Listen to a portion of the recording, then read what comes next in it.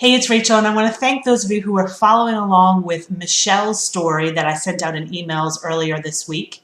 Just as a quick reminder, Michelle was a mom that I've been speaking with who's trying to get out of the house in the morning, and her child is being defiant and difficult and frankly making her life miserable. So you may know that in the last email I sent, I gave her a trick to use, and I will tell you that she's tried the trick, but more than that, she's on a better path with her son.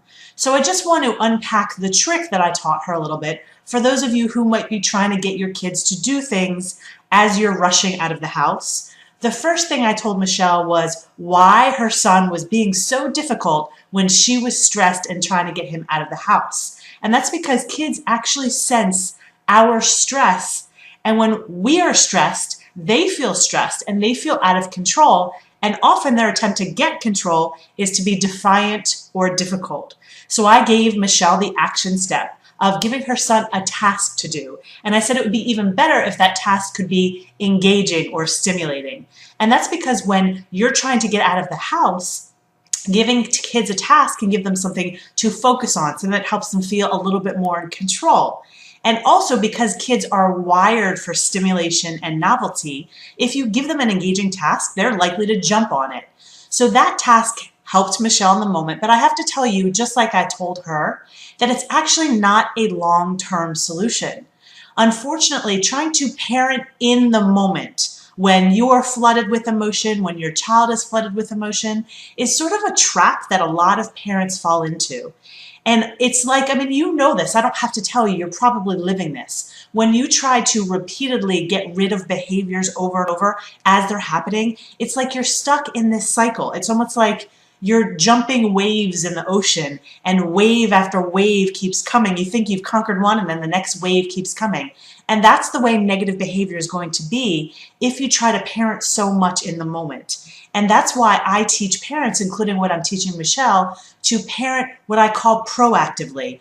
In between times of stress and tension, it's so much easier to get kids to cooperate, to get kids to melt down less, to get kids to be internally motivated if you are parenting proactively, if you are teaching them the tools they need to meet the boundaries that you set proactively. If you are building your influence proactively so that when you do say, we need to leave, they actually listen to you.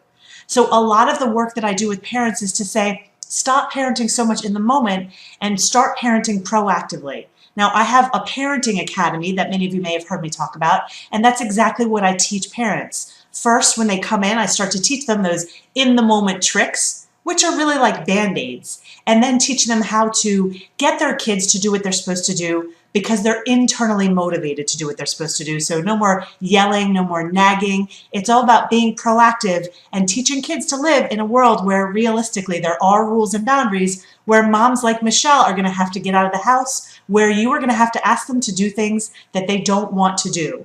So I just want to remind you that there was this trick, and it was hopefully potentially helpful for some of you. I have lots more tricks, but that is the short-term solution. Michelle's relationship with her son is changing.